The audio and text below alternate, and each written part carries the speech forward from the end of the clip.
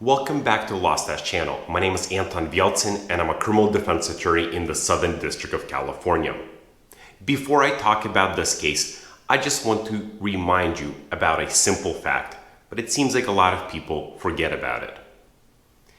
The federal courts are courts of limited jurisdiction, meaning that most cases proceed through the state system. Anytime we're in the federal court, the first question becomes whether the federal court has jurisdiction over the question presented. And when we're dealing with the Supreme Court of the United States, the justices don't have to hear all cases. And in fact, a huge number of cases never gets heard by the Supreme Court. In this situation, I'm going to be discussing a case that was not heard by the Supreme Court. But Justice Gorsuch, along with two others that joined his statement, felt that it was important to publish a statement dealing with this case. The case dealt with the Fourth Amendment, knock and talk, and the plain view doctrine. So let's go ahead and discuss this case and really the Justice Gorsuch statement.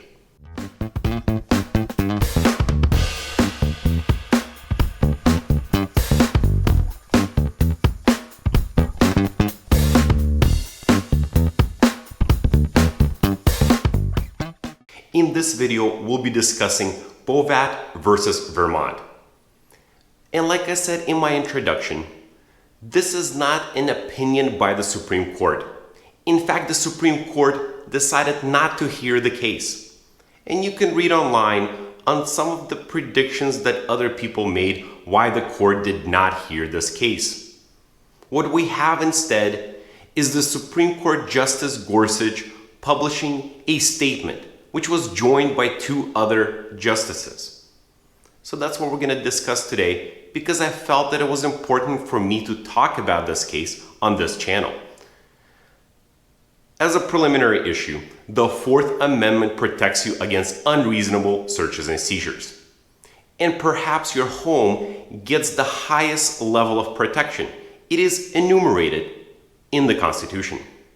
So let's go ahead and discuss this case. First, we're going to talk a little bit about the law, then we're going to talk about the facts, and finally, we're going to talk about the statement made by Gorsuch. We know that the police officers often like using what's called knock and talk approach. Basically, the law enforcement comes to your house, knocks on the door, waits for you to answer, and then they try to win your consent to search the property. There's a number of ways they can win your consent. Of course, there are cases where they have overbearing force. They try to pressure the person to allow them to search the property.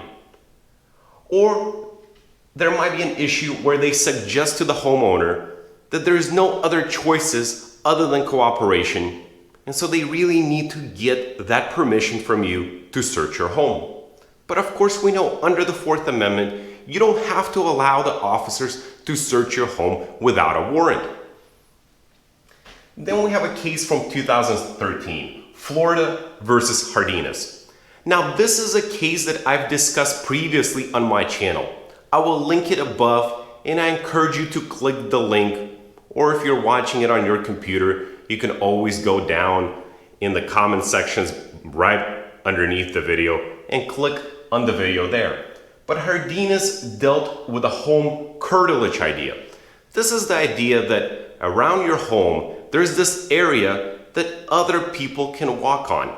For example, the walk up to the front door. That path, most people under our customs are allowed to come in and knock on the door or ring that bell. It is the area immediately surrounding your home.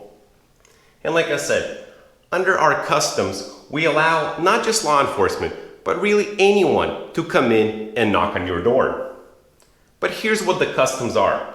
Usually we allow people to approach, knock on the door, wait briefly, and if nobody answers, you leave. Of course, under the Fourth Amendment or under our customs in this country, we don't allow people to just snoop around and walk around our properties. That's called trespass. And when the government does that, that is also a violation of the Fourth Amendment. So here's what happened in this case. The game wardens suspect Mr. Bovat of unlawfully hunting deer at night, which is called deerjacking. The law enforcement chooses to go to his home to investigate further. When they get to the house, they immediately focus on the window to the detached garage. Now, in the statement by Gorsuch, there's a picture of the property, and I will include it in this video, probably somewhere right here on the left, so you can see how the garage looked like.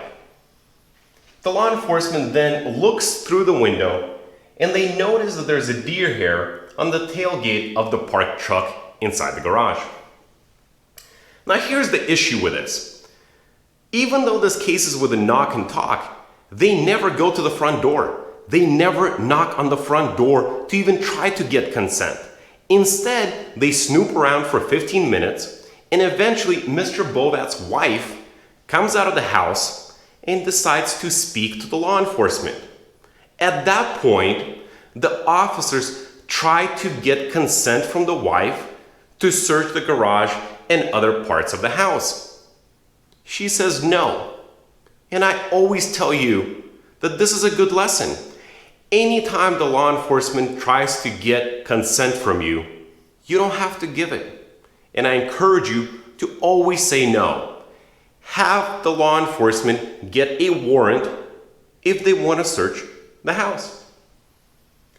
So after getting that denial, really, the request for consent was pointless, says Gorsuch, because at this point, they had enough probable cause to get a warrant because they saw that hair, the deer hair, on the truck's bed. So that's exactly what law enforcement does. They get probable cause, they go to the magistrate, and they get a warrant. And with that warrant, they of course prosecute Mr. Bovat for whatever crimes he has committed. Here's what the Vermont Supreme Court does. They never mention the case Jardines. And I wrote here, how can you talk about this case without discussing Jardines? And that's exactly what the Supreme Court Justice Gorsuch says. It is not clear why they never discussed it. Because under Jardines, we know what the answer should be. This is an illegal search on its own by coming to somebody's property and snooping around for 15 minutes.